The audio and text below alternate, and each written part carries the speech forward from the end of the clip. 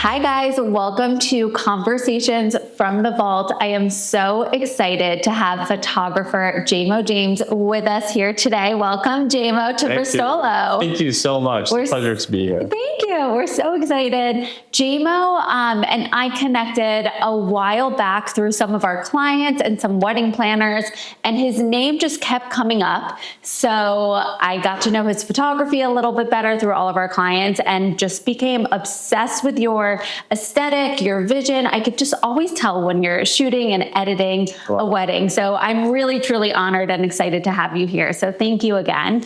I would love to have you introduce yourself to our audience and people who might not know you. So tell us about you, Jaymo. Thank you so much for having me. This is certainly makes me blush. I'm a New York City wedding photographer. I'm based out of here. I've been doing this for almost 10 years now, and I try to do it in a nice, easy, fun, relaxing way. I try to deliver a nice, strong product that's not very, I hate to use cheesy, but I just don't want the photos to look cheesy. I want them to be modern. I want them to be elegant, very New York City chic. I would totally agree with that. I also think you have like a brightness to your photos. Like you really somehow are able to capture love and light in a very just clean and authentic way. So when it comes to wedding photography, obviously there are thousands of wedding photographers out there, many talented photographers, but how do you set yourself apart? And when someone is looking for a wedding photographer, how do you really like take a look at the whole picture and decide who the right person is for you? So I think when it comes to maybe something that would set me apart from many, I like to come in again with a nice, calm, easy approach where I try not to overwhelm the client with the photo part. I want them to feel at ease. I personally don't like to be photographed. I don't like to be in front of a camera, so this is a big deal for me. Me either. And so I think the biggest goal is just to have the couple very relaxed and intimate the day of, and I want them to enjoy their wedding day. I think the biggest goal is for them to have a great time on their wedding day, because as long as they're having a great time, it's so easy for me to capture beautiful photos of them that day. And that's something I always push for, and I try to make happen for them in a way where I try not to make it just about the photos on their wedding day, and I'll do anything I can for them to be present and have a great time. And I think in our industry, maybe more than ever with Instagram and social media, people just try to make it about their content or the stuff that they're trying to get for themselves before actually catering to the client.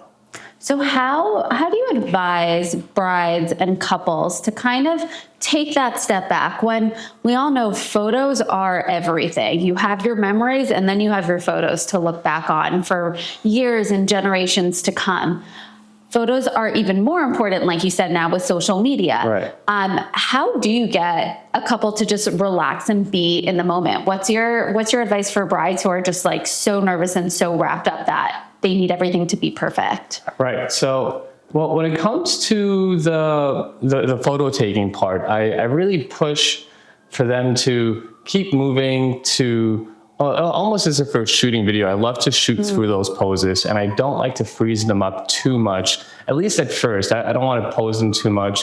I'll never make them do cheesy stuff where they hold the flowers up and they got to smell the flowers. Yeah, I know those shots. So I just want them to be relaxed and easy, and I want them to be in the moment. So if there's if the mom walks into the room and there's an emotional moment, I don't want to freeze it. I want it to happen. I want them to go in for a hug. I want them to embrace each other.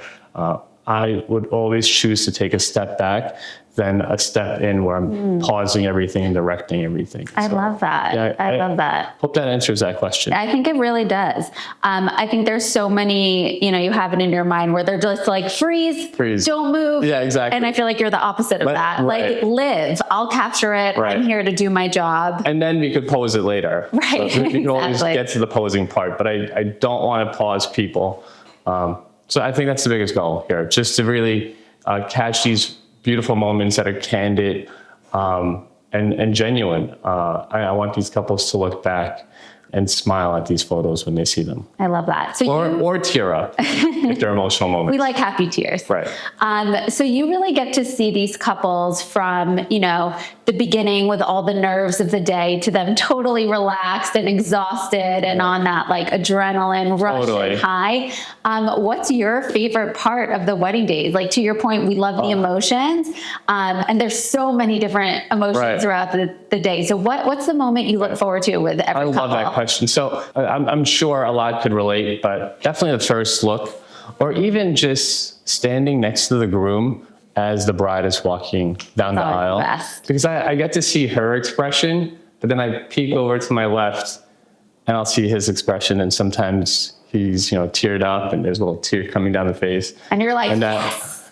Yes, but also kind of, you know, it knocks the breath out of me, and I love to take that step back and just kind of see what's happening and be able to capture it for them in a way where they could relive their, you know, wedding through the photos. That's always the biggest goal here. And what's your opinion on video? So obviously when it comes to a wedding, there's always budgets. And I feel like I hear this a lot. Should I get video? Should I not get video? For some reason, video comes into, as a wedding, photos obviously 100%, but why is video sometimes a question, and what's your opinion on that? It's a tough one. So I personally love video. I'm a big fan of video. I think video is important. I think seeing a photo is incredible, but being able to show your kids, you know, 20, 30 years from today, your wedding video, and seeing everyone, I hate to say it, but seeing everyone young and vibrant. Right. Yeah. And to just be able to have your kids or even yourself watch this all over again, I think it's really beautiful. But with that being said, I love working with videographers that are a little bit more on the relaxed approach. Mm-hmm. And I really hope they never make it about themselves with any vendor. It's really always catering to the bride and groom. I've worked with videographers in the past where they'll make the bride touch the dress 5 times. Mm-hmm. And on the 3rd time, her hand's like shaking. And she's like, do I still need to do this? This is so nerve wracking. And so it's right. And then I've worked with guys where it almost feels as if they're not working, as if they're not even there. But then you see their final product and it's this beautiful thing. And, you know, it's really fascinating to see how some people could not be so, in there, but still be able to produce such a beautiful product. Yeah. Okay. So Jaymo said get video, guys. So get video. Do not cut that off your budget. But do your research. But do your research. Exactly. I love that. So when it comes to different venues and places in New York City, because you are a New York City-based wedding photographer. Well, first of all, do you travel? Because we have a lot of listeners who are outside of New York. You know, you recently had a baby. And so it's been a milestone, and it's been the most incredible thing I've ever experienced. Certainly life-changing, the most beautiful way. We're so happy for you. Before that, I used to do a lot of travel. Okay. I met my wife at a workshop in Berlin that I attended. And she's a photographer as well, right? Photographer based out of Berlin.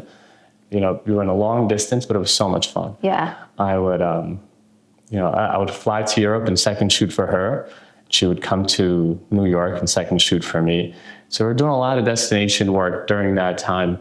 Her stuff was so much fun because she would do weddings in Ireland, Tuscany, got to travel all Hamburg. Over. You know, so she would take me with her. And then when she came here, we would do weddings on Long Island, New Jersey, Connecticut. So it was certainly different. Definitely different. But during that whole time, it was just a lot of travel work. Mm-hmm. But even state-wise, I would do a lot of stuff in Florida, a lot of stuff in California. But once the baby came into the picture, we kind of pumped the brakes a bit.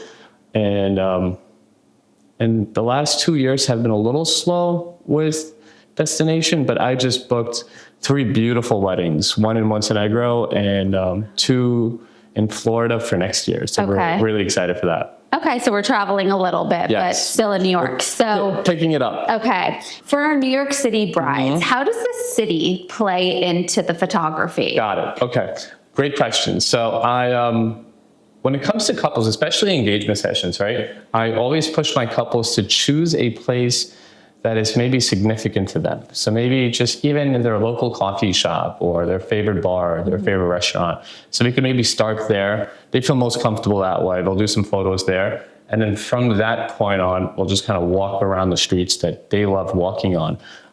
Again, because I think it's meaningful that way. And I think this way, when they look back at their photos, I'm always on the 30, 40 years time frame. When they're looking back at these photos, I want them to be able to relive their life in the city or on their street.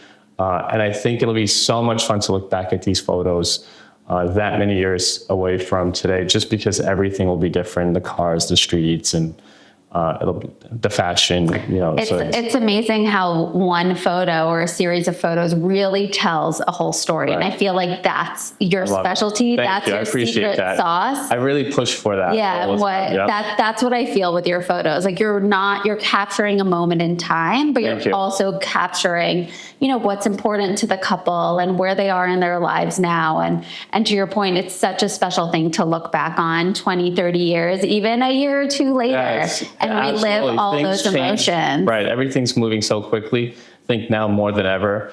But it's really, that's always my biggest goal, is just to be able to preserve these memories for these couples so they could look back at these photos and just have them, reminisce and kind of just remember everything that happened. Me just growing up, I think looking back at photos of my family and my upbringing, if I didn't have those, I think my memory would be very different. I totally agree. I totally agree. So we talked about living in this fast-paced world a little bit and a little bit about social media. When it comes to wedding photography, I have seen wedding photographers turn around previews the next morning, that night, 3 months later, 6 months later. Where do you fall into the preview stage? And how do you maintain a bride's calmness, letting them know you're working on it and it'll come? Our turnaround time is usually 24 to 48 hours. Amazing. People think it's crazy, but again, we're living in this fast-paced world, like you just said. And I think if I wait any longer, then they're just stuck having to look at iPhone photos, and I don't want that to happen to them. Yeah. So our turnaround time is usually 24 to 48 hours. And that's for a couple of previews? For about we really try to deliver a larger preview gallery, so maybe about 125 to 150 photos. Wow. So do you sleep that night after the wedding? No, it's just the next day. So the routine looks like this. I'll come home. Yeah. The first thing I do is I back everything up. So it's all backing up while I'm sleeping. I have to ask, have you ever had any crazy situation where a series of photos were lost? I luckily have not, and I hope we're not jinxing it. We're not. We definitely are not. It's really my biggest fear. I'm super, super paranoid when it comes to this stuff. Yeah. And it's probably why I back everything up as soon as I come home. I'll back everything up at home, and I back it up on 2 drives. One drive stays at home that we put in a fireproof case. Then the second drive. He is doing everything to protect your photos, guys. The second drive gets taken to the studio. Okay. And that's where it gets backed up on 2 other drives, just in case. And then from those drives, we'll edit and we'll select our favorite, 125, 150 favorite photos. I love doing the selection. I'm very fortunate to have a wonderful team with me, but I do the selection, I do the editing for that, and then I get all excited to share them. And once I share those photos, I stay very nervous all up until I get an email back from the couple telling me if they're happy with them or not. And I assume they're all insanely happy. For the most part. But they're always also so very surprised that they get them right away. And I try not to tell them this, but I think more than ever, couples are always asking, how fast until we get our preview photos? Right. So I used to keep that a secret, but now it's starting to be a more common question. Yeah, I feel like everyone wants to share their photos. There's a post surprise them. element, and it's just fun to see real professional photos the next day after your wedding. So it's very exciting for them, and exciting I for feel us. like you just want to lay in bed and scroll and look at your photos the next day. Yes, agreed. What trends are you seeing in wedding photography? There's trends every couple of months, from champagne towers to crooked photos to photos out of focus. Yeah, It's funny. It's always evolving with TikTok and Instagram. totally. But Which do you love and which can't you stand? Give us the truth. I'll never tilt a family photo. Okay. I think it's Yeah. absolutely crazy. Are people tilting family portraits? That feels weird. They're tilting everything. I just always wonder if they're tilting in camera or if they're tilting when you're editing. So that's always my biggest question. But you know, maybe it's symbolic of that family photo. Maybe. I don't know.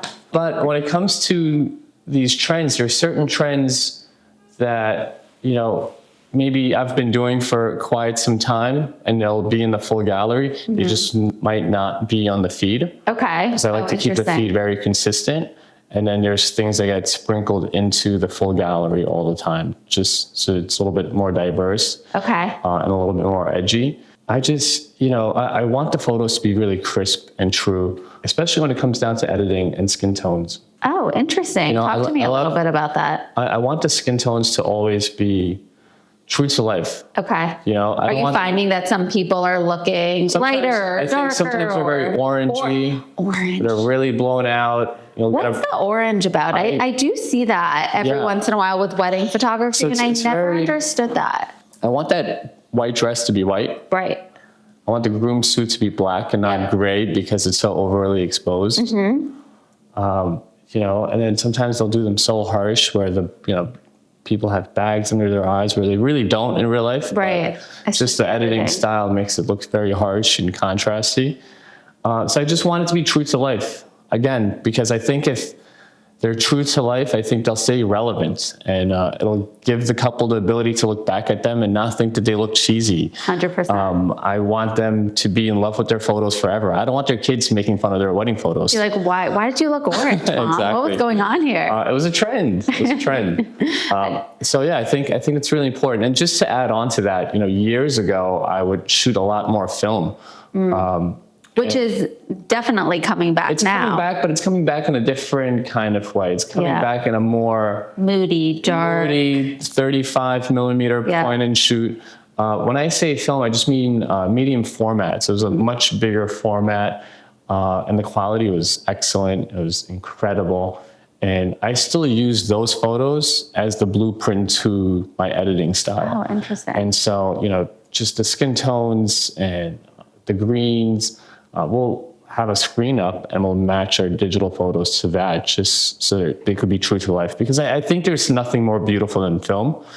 And so, but it's just so hard to shoot film now because it got so expensive, and some of my favorite film has been discontinued. And also these digital cameras have gotten to be so incredibly amazing and fast with the eye recognition focus, that it's really almost difficult to go back to film, but those colors were always so beautiful. So I tried to incorporate that into the digital stuff. Love that. And how did you get into photography in the first place? So this has always been a passion. I grew up in Germany, and growing up in Germany, you would go on a school trip every single week. Really? Literally. Wow. And my parents had bought me a little point and shoot camera, and I would, you know, go on these school trips and photograph everything.